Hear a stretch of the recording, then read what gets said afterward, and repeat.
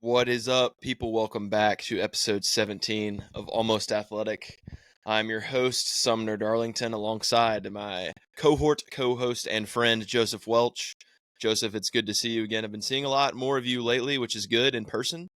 So happy you're back in Memphis today. We've got some interesting topics to talk about. First of all, we're going to provide a training update, as always, for the people. Then we're going to get into some of the events that transpired yesterday afternoon.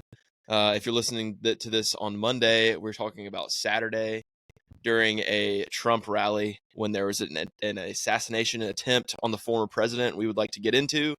And then we are going to resurrect a segment from episode 12 of the Almost Athletic podcast that was lost in time and space, where we pick the cover athletes for what is now known as EA Sports College Football over the years that they did not make the game since its discontinuance in 2013. So without further ado, Joseph, let's get started. Why don't you just tell us how you're doing and then provide us a little bit of a training update, if you will. Yes. Thank you for that intro, Sumner. If you couldn't hear, I may have interrupted with slurping on this here water bottle, trying to replenish my fluids from the fluids loss over the weekend. I had a big training weekend, as you know, but as our listeners may not know. So let me provide a little update here. If you follow me on Strava, this is all on there. This is where everything is logged. Let's see, 11 total activities, 15 hours and 25 minutes of total time. Let's just do a quick run through of each different segment in order of the event. Swimming 6,250 yards, biking 139 miles, running 35 miles. So we wrapped up a 3-week stretch, a build stretch of incorporating a little bit more tempo work and a little bit of threshold work, which we talked about last week. We've transitioned from the zone 2 base building phase to the build phase. And in full transparency, it has kicked my tail. I am feeling it today. I am so tired. I took a long nap and I'm just perpetually hungry, perpetually dehydrated, I feel like, with the heat. Yesterday, I did 76 miles on the bike, and I think when I was done with the ride, it was 86 degrees. So my face was all salty and crusty from the sweat. I only had 3 water bottles and I never was able to refill them. So I'd emptied the tank by the end of it. I had no more fluids. And then I had a short break, 15-minute run off that. And it was honestly the hardest 15 minutes ever, I think. Yeah. And then this morning was not 15 minutes. It was 15 miles. I think that's the longest run I've had since marathon training last year around this time, or even earlier in the year. So it's probably almost been a full year, more than a year, since I ran over 13 miles. So it actually went well, surprisingly. My legs weren't as heavy as I thought they would be, and I was able to, for the most part, complete the tempo portion of the workout at the end. It was 10 miles easy, 5 miles hard, and I would say it was a successful run, so I was proud of it. But I'm so ready for this rest week up ahead, as I'm sure you are as well, because you've been in a similar build stretch. So I'll kick it back to you. Fill us in on the 70.3 training. I can do that. Yeah. So also in a 3-week build prep, my build has looked a little different as my pool was closed up until this week. So finally back into the pool. This week had 2 swims, both 2,000 yards. The second one went infinitely better than the first. And then outside of swimming this week, let me refresh my Strava as it loads, and then run 20 miles, 19.64. We're gonna just say right around 20 miles, 3 hours and 7 minutes of running, and then ride. We were at 97.04, so almost 97 on the dot. As you said, we Did have a little bit of a joint ride Saturday. Got to tag along with you for 2 hours, right around 2 hours and 20 minutes or so, and then we went our separate ways. I made my way back, and you continued on. Hopefully with high spirits, but also it was a difficult ride, I know, for you. So proud of you there. Glad you got knocked that out. Yeah, and then I'm trying to think what else. Today we did a run. I guess when I say we, I mean myself. You ran as well in a different area of Memphis. I did a prison loop, which is one of my favorite loops here in Memphis. It's just good scenery. Threw in a podcast how I built this. Explain what you mean by prison loop. Did you go to prison in this loop? Basically, why is it coined the prison loop? It's coined the prison loop because one parks at Shelby Farms and then takes the Penal Farm Road, which splits both of the women's penitentiary and the men's penitentiary here in Memphis, the Shelby County prisons. And you must run between the two. You get a really nice look at both of them when you run between them. Hop on the green line from there, back into Shelby Farms, and then take a Chickasaw route that me and you have both frequently ran. So did right around 65 minutes of easy, right around a 10-minute pace to get warmed up, it said. And then 20 minutes, one loop around the lake at 8 minutes and 30 seconds per mile. Ended up being around 2.4 miles, and then 5 minutes of cool down. So put me at 90 minutes, right over 9 miles this morning, and it was a good run. I can't lie. I was not looking forward to waking up for it, but rolled out of bed and just took my time getting going. I would like to say that me and Joseph and our lovely girlfriends went to Rendezvous last night, Saturday night, and it did not agree with my stomach. Let me just tell you that. Me and Joseph both ordered ribs. He thoroughly enjoyed his. Am I wrong there, or did you thoroughly enjoy your ribs? Yeah, they were really good. I, on the other hand, did not really enjoy my ribs. They tasted fine, but there just isn't a whole lot of meat on those bones. But needless to say, quickly thereafter, Joseph left our house. Joseph and Towns left our house. It was go time, if you know what I mean, to you fellow listeners out there. So had to finish that off this morning. Things were lingering in the colon and bowel area. So that was nice, and then luckily no issues on the run. I will say though, Joseph and our friend Jacob are really good, notorious for their wringing out of their socks. As far as the sweat buildup in your socks, videos on Strava.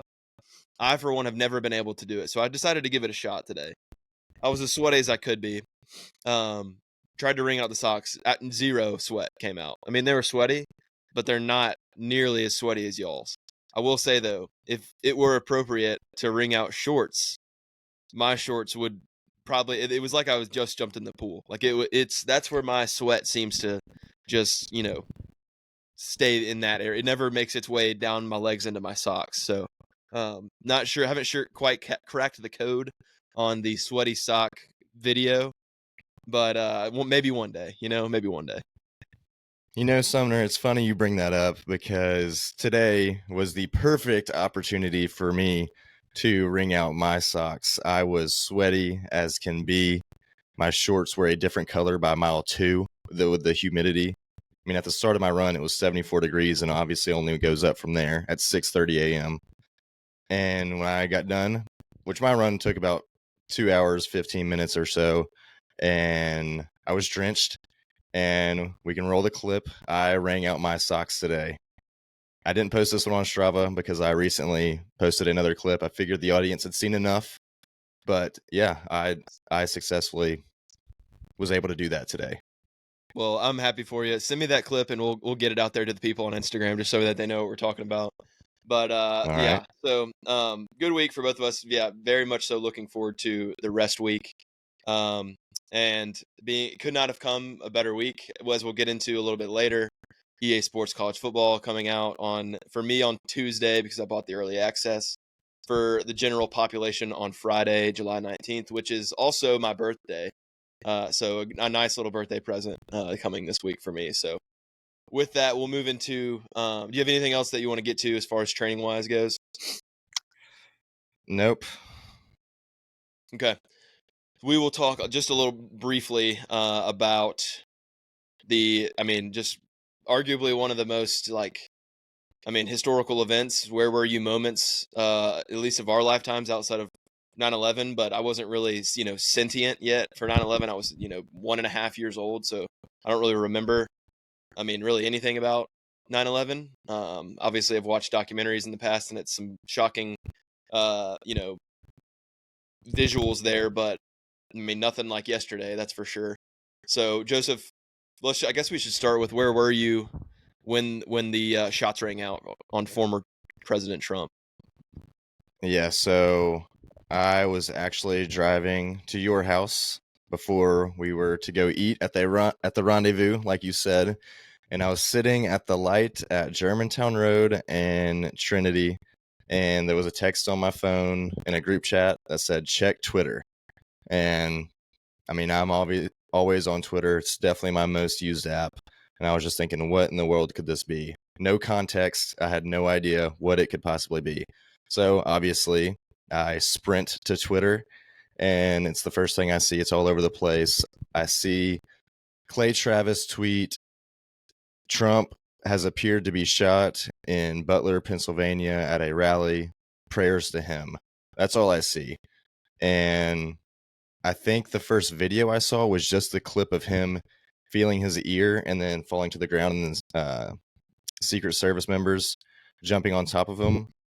So that was the first video I saw. And then a few minutes go by, and I have no idea if he's alive or what, if it hit him in the head and it was fatal, or nicked him like it evidently, all right, it did, as come to find out in future videos. But it took a few minutes before I saw a video of him standing up in the fist bumping video, or yeah, that we all saw.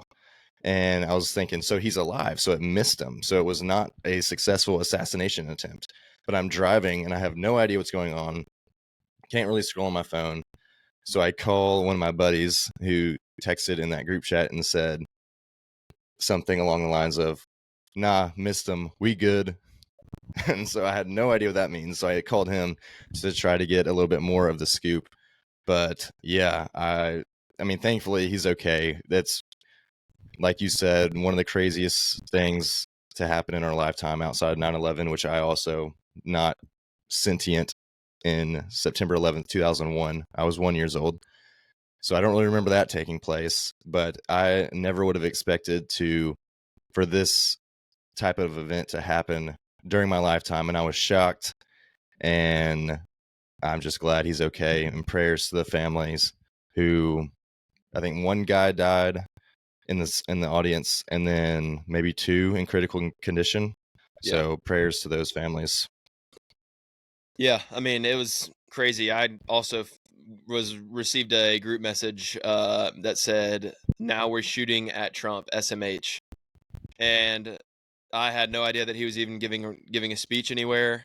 So obviously, I took that as somebody shot at him. I don't know what else that you would take that as. So truly, the first time in my lifetime where you can just turn on any channel and you're gonna get what you're looking for, which was kind of a strange and, like, I don't want to say cool, but like a unifying feeling. At least in my head, I was like, everyone's going to be talking about this.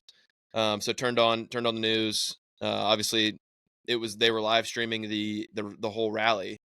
So I hadn't seen anything. Was also checking Twitter, and the lady was in front of the camera talking. So I just rewound the TV because luckily it had just been on the channel, and kind of saw what happened.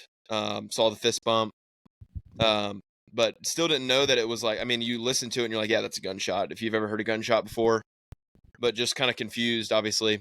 So I was home, and then you and Towns got over, and we started watching more of the stuff. And I checked Twitter, kind of saw the same thing, seeing that people were also agreeing that it was gunshots. So yeah, just kind of very strange.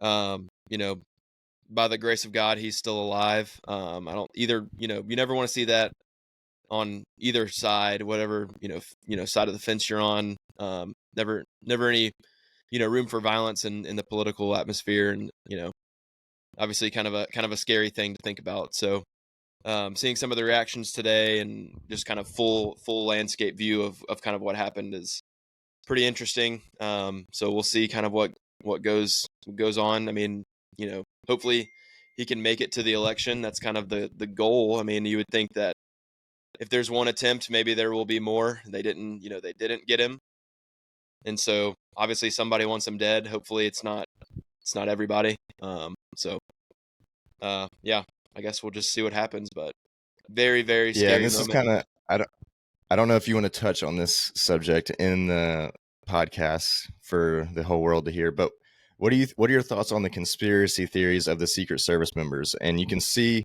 in videos there the snipers are lined up.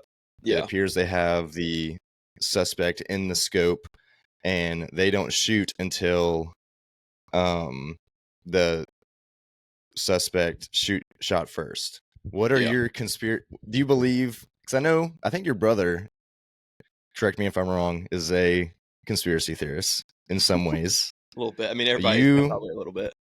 you probably have some that you believe in. Do you believe that this was an inside job, or do you just Well, believe this I don't was a think you're gonna potential know. failure among Secret Service? Yeah. I have my opinion is the Secret Service, the guy. So yes, I did see the video of the sniper aiming at the shooter and quickly, hopefully, I don't know if that sniper ended up shooting, but very quickly I think he did his job.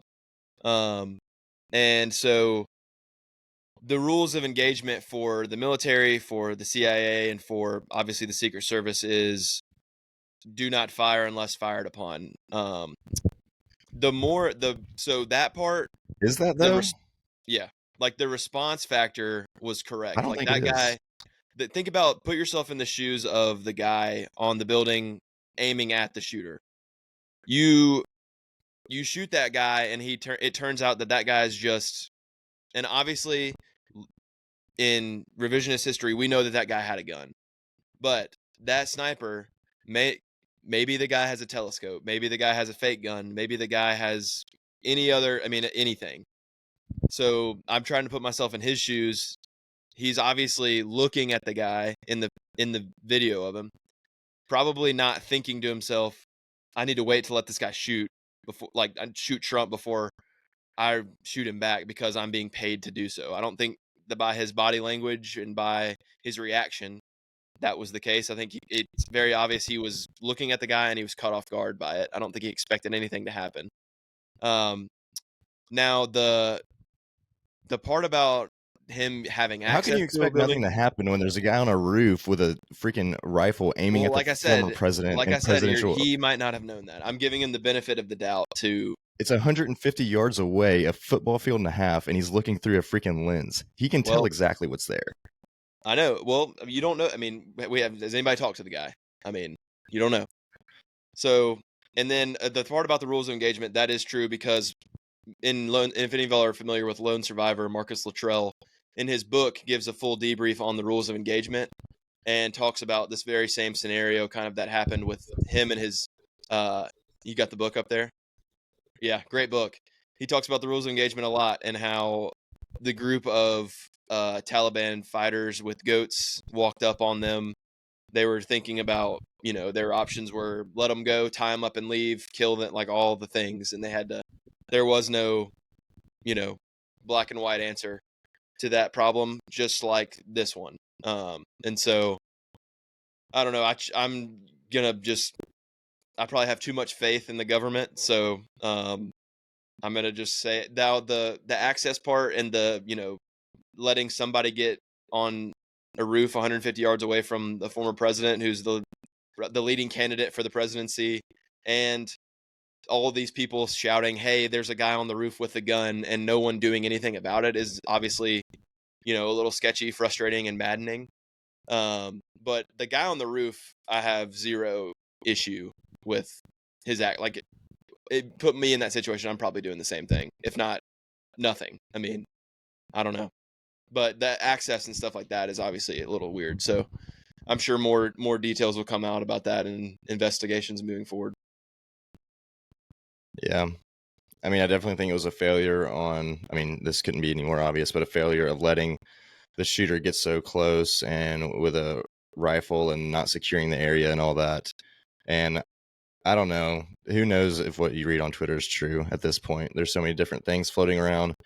But I kind of think, from what I've heard, that the guy on the roof had the shooter scoped in, ready to fire, but it was orders from above, like one of the, like a leader ordering him not to shoot or something along those lines. That's what I would like to believe. It's very possible. Well, I guess like to yeah. believe, but even though they should have taken him out ahead of time, but who knows? I don't know. Yeah. Glad Very he's scary. safe. I'm glad Trump turned his head a little bit. Swear just nicked him. Yep. Well, with that, let's move forward into some more positive debate here. Maybe a little fun action. We are going to give our choices for the cover athletes for EA Sports College Football in the years that we missed. So it'll go a little bit like this. The last game that came out was 2014 from the 2012 season. And so we will do. So you already messed it up. The game was not 2014. It's NCAA 14, which encaptures the 20. No, you're saying it wrong. You just said it's 2014 and 2012. No, the last game that came out is NCAA 14, and it encaptures the 2012 season. There's a 2-year difference between the number on the cover and the year. No, you said the last game that came out was NCAA 2014, and it's 2012. How can it be both? That's what you just said. No, it's not. I said it's NCAA 14, not 2014. Okay, it's the exact same thing. Sumner, you're saying the year 2014, NCAA 2014 is what you just said. That's not correct. It's NCAA 14. Yeah, I know. And the game, it's talking about the year. 2014 is an abbreviation, or NCAA 14 is an abbreviation of 2014. No, it's not.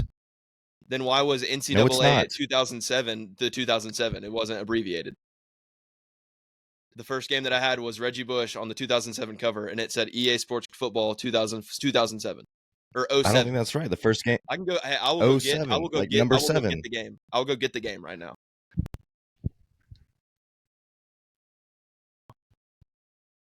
EA. NCAA football 07, not 2007. You know why? Because it doesn't relate to 2007 at all. Okay, whatever. Let's just talk. Let's just keep going. I did the debrief in the lost episode, and here it is. The last game that came out is NCAA 14, and it encaptures the 2012 football season. There's a 2-year difference between the number on the cover and the actual year it encaptures. I don't really know the reason, if I'm being completely honest, but I think it's because the first game came out in 1998. And so, what we are going to do is a rundown of who we think should have been on the cover of the game and all the years we missed. So the first game we are going to cover is NCAA 15, which would have encaptured the 2013 football season. And so, I believe this one is you. Famous Jameis Winston. That is my. I think that's a terrible pick. I think that's a terrible pick. Who else do you want to pick? What's the Nick Marshall from Auburn, the quarterback? No. I mean, we have the most iconic football game in arguably recent history with Alabama-Auburn, the Iron Bowl, with Chris Davis in the kick six. Think about how great of a cover that would have been. I don't know. I'm not buying it. Florida State national championship. One of the best Rose Bowls ever, behind Texas, and then the Texas and was it USC, the 2006 national championship, and then the semifinal between. You don't even know the other team. It was USC and Texas. Who knows? You said it's the most iconic Rose Bowl ever, and I don't even remember it. But I remember the kick six and think about how crazy of a. You don't remember Vince Young versus Matt Leinart? That's like arguably the most famous college football game ever. He's going for the corner. He's got it. Okay. Well, you're Okay, just I not a remember college that football flex. fan, I guess. So then third in line is probably Jameis Winston to golly, what's his name? Long-haired receiver number 1 to win the game with like 6 seconds left. Driving not like 80 yards. I mean, it's iconic. So that's my year. I get to pick. So with I your know. next season, probably not a great pick either. And So you go right there's ahead. my rebuttal. There's my rebuttal. There's nothing more iconic than the kick six. You bring it up, it's a household name. Everyone knows it. 2014 season, so NCAA 16. If we were alive back then, if you were on social media back in the day, you know how popular this guy was. And think about how hard of a cover photo this would have been with Sean Oakman and his infamous coin toss look and how big of a beast he was with the grill, face mask. I think that would make a great cover photo. So that's my pick. However, if I had to choose like a legitimate pick, one that I believe that EA Sports would have gone with, I would go with Ezekiel Elliott out of Ohio State. Crazy year, crazy final stretch, to be honest. The last 2 games, Ohio State won the Natty that year. In the semifinal game against Bama, he had 2 touchdowns, rushed for 230 yards. And then in the championship game against Oregon, he rushed for 246 yards and had 4 tutties. So, heck of a My year rebuttal for for this, Ezekiel Elliott. I know that we're trying to avoid Heisman Trophy winners for this list, but it would have undoubtedly been Marcus Mariota on the cover. Oregon Yeah, jerseys, but super decorated college football player, finally wins the Heisman, goes to the national championship and loses. And then is a top. to I Zeke. can't remember. Zeke is a great player. Cardell Jones, maybe, I don't know. He had 2 great games in like all of his college career, but Marcus Mariota is most definitely getting on that cover if we're talking about the 2014 season. All right, well, Also, the first year of the college football playoff. Yeah. So Well, maybe he could he's have a good done player something too. around that. Yeah. I'm rolling with Sean Oakman though. Final answer. All right, moving forward. 2015 season.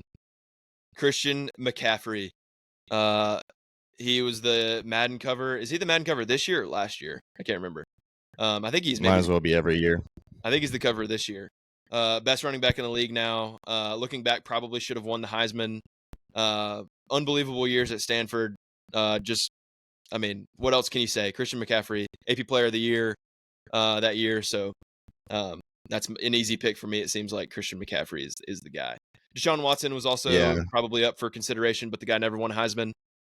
So really never completely dominate. I don't know. It's hard to say, but McCaffrey was just so electric. Like Deshaun didn't make like spectacular plays.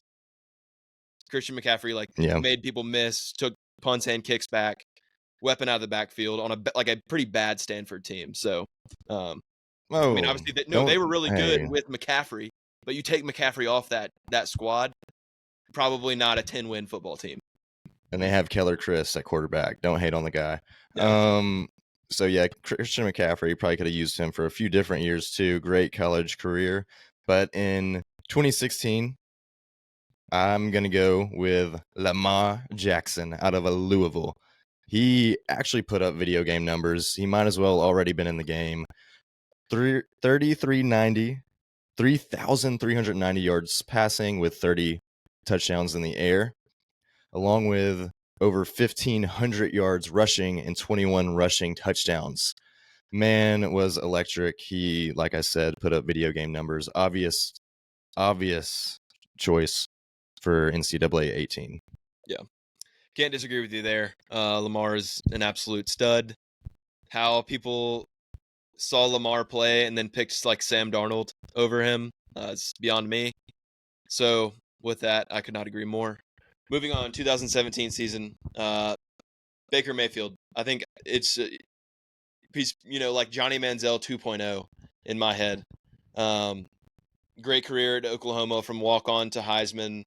Was all over the awards lists. Won like 9 awards that year, including the Heisman. Took an Oklahoma team with Lincoln Riley to the Rose Bowl. Ran into a pretty solid Georgia team that year. Was plays away from winning that game and going to the Natty. Then ends up being the number 1 pick in the draft. I just think it's pretty easy pick there. Oklahoma, big brand. You probably get Wyatt with red behind and Baker kind of giving the flex with the headband, no helmet on. Yeah, that would have been awesome. Giving the flex or the crotch grab. Maybe both, honestly, and maybe waving the flag and planting it in the middle of the field. That actually might be the best one, is waving the flag. But yeah, cool, super cool face mask too. So if you did have a helmet picture of Baker, sweet face mask.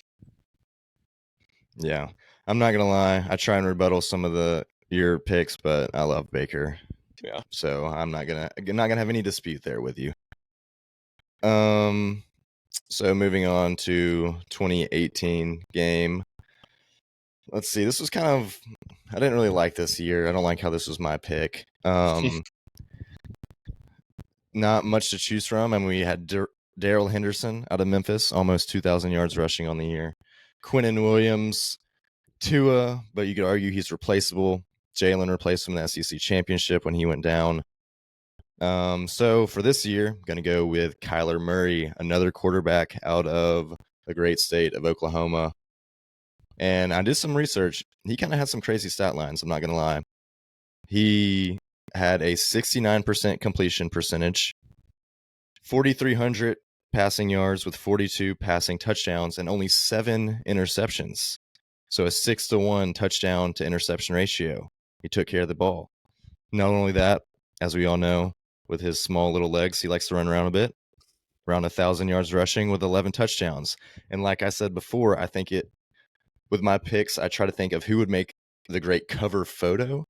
And I think for humor's sake, it would be really funny if they just made him super small on the cover. Yeah. Just like he looks like in real life, just prancing around. I think that would make a funny cover. Obviously, they wouldn't do that, but he is a great player, so I think he deserves to be on that cover that year. Arguably better stats than Lamar, honestly. I'm sitting here looking at it. More touchdowns, almost 1,000 yards more passing. Yeah, that's the easy pick. And 2 back-to-back. Yeah. Maybe they throw Lincoln Riley on there just because 2 back-to-back Oklahoma players, but I can't think of anybody else that year that was super impressive. So, all right. So 2019, I don't think that there's any debate here. It's either going to be Joe Burrow or a combination of Joe Burrow, Jamar Chase, and Justin Jefferson. Loaded roster. It's going to be LSU themed all the way around.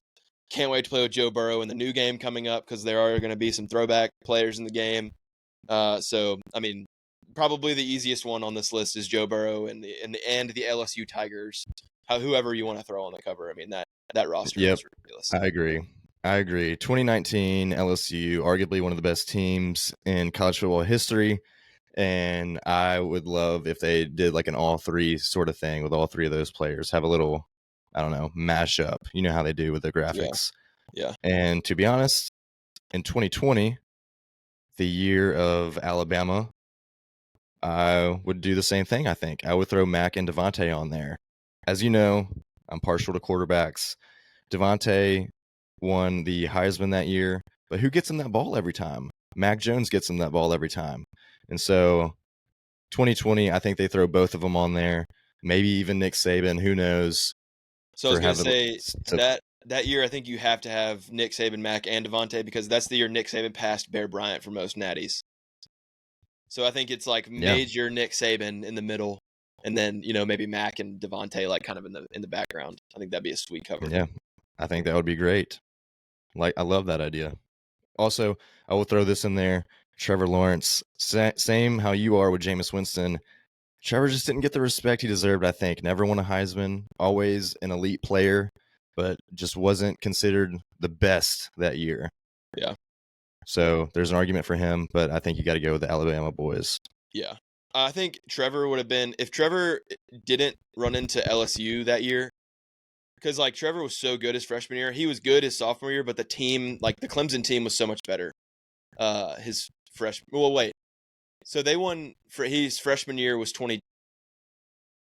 I'm trying to think, when did they beat Alabama? It was the 2020 year. The Darrell Henderson year was the year that you picked, 2020, before COVID happened, that January. that was when they won the Natty against Alabama and blew out Alabama. So maybe that's your Yeah. year to throw a freshman Trevor Lawrence on the cover because he went undefeated and was, led his team to like blowing out Alabama, who was also undefeated. Maybe that's your year that you get Trevor Lawrence on the cover. But Yeah, potentially. for time's sake, we'll move forward. 2021 also was kind of a crappy year. It was the year Georgia beat Alabama finally, so you got like Stetson Bennett, and then a whole lot of like really good defensive players. And so I was thinking, there's Kenneth Walker who had a really good year, but Michigan State's not like some huge brand or household brand. So this was also a year that Michigan started to kind of rebound and kind of ascend I think they maybe made the playoff this year and lost in the first round to Georgia. And Aiden Hutchinson, looking back now, if I'm picking, Aiden Hutchinson was probably one of the better players in that draft. So maybe you throw him on there with the cool eye black. And the Michigan brand is obviously really big, throwing back to the NCAA 14 cover. You get another Michigan player on there, it would be kind of cool. But yeah, not a great year. I mean, all defensive players. I think that draft, the first eight players of the top 10 were defensive players. And then like the only other like offensive juggernaut was Kenneth Walker, unfortunately, I think. So I don't know. Aiden Hutchinson's my pick. The boy Kenny from Arlington, Tennessee, an A-Town Tiger. I think it would have been epic. Obviously, I'm partial to Kenny because he's from Memphis, but he did have a pretty cool photo when he was rushing for a touchdown, and him and a teammate dapping up before the end zone. Could have made a cool cover photo. But I agree, a lot of defensive players that year. Yeah. But in 2020, we have a little back-to-back action. Them boys from Georgia going back-to-back in the national championship. So, I mean, Stetson Bennett, do you throw his really handsome face on there? Maybe you do. I think that's who I would go with. Unfortunately, the Tennessee Vols, as we all know, had a outstanding year this year until they ran into Shane Beamer from South Carolina. I think if they win that game, then you maybe throw Hendon Hooker on there. But back-to-back Georgia champions, I would probably go with Stetson Bennett in the 2022 game. Yeah, maybe an opportunity for a stadium to make the cut. Maybe put Neyland Stadium under the lights with Alabama. Maybe as with the fireworks going off. Maybe that's a cool cover photo. I don't know. I think that was probably the best atmosphere that year. I don't know. I mean, Stetson Bennett's just like, how do you put him on the cover? Yeah, it's I hard. don't know. It's a tough choice. That might not sell many copies. Yeah, true. So 2025, obviously we have like a million players on the cover. There's Tennessee helmets in there, but the main three are Donovan Edwards, Quinn Ewers, and Travis Hunter. Those are the three faces of college football right now. When we first recorded this episode, Arch Manning was not in the game. Obviously now, since then, I'd love to hear your reaction, first of all, to the Eli Manning and Arch Manning commercial, rumored to have made Arch Manning around $50,000 to $60,000 for that. Was this all in the works from the very beginning, or is this kind of a please be in the game after he opted out? Yeah, I don't know. Tough call. Is Arch desperate for a little bag, getting some money? I don't know. I don't know what his deal was from the beginning and why he wouldn't opt into the game. I mean, you would think it's to focus on football, but I mean, is that really a distraction? And now he's out here doing freaking commercials with Eli Manning. So I can't get a read on Arch, if I'm being honest. I mean, he's still the backup at Texas. Is he even any good? Look good. I think he had a decent. I was going to say he had a decent spring game, if I remember correctly. Great spring game. But yeah, we'll see. I mean, I'm rooting for him. I've always been. I mean, I was a Peyton fan growing up. Yeah. And so I'm a Manning fan, and I hope he does well. But I don't know what his deal was with the game being wishy-washy. Yeah. I think all you need to know about Arch Manning is when he did this commercial, if you noticed when he was playing the game, and shout out to Andy Staples from On3 for pointing this out. When he was playing the game, it was a practice scenario. It was not a game. He was not the starting quarterback in the game, like playing in a game. He was practicing while playing the game.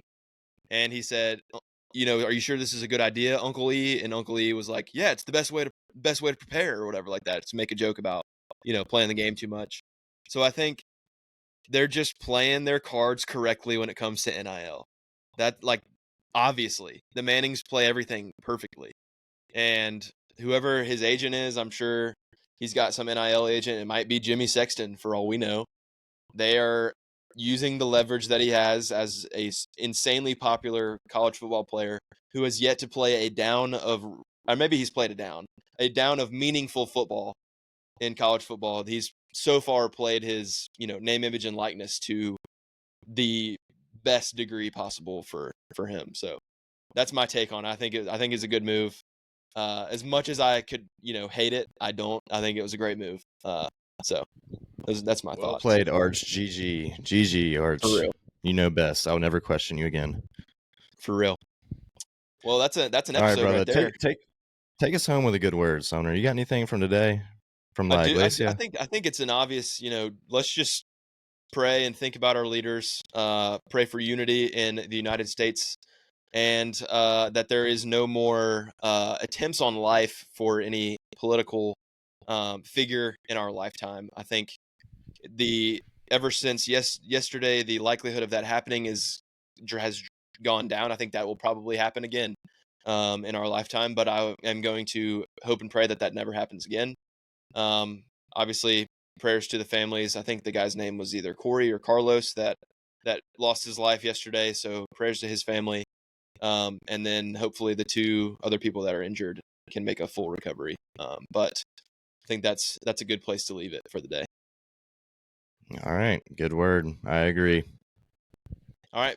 That is episode 17. Everyone this week enjoy playing EA Sports College Football. Hopefully, you win tons of games and win lots of Heismans. So with that, we'll see you next week.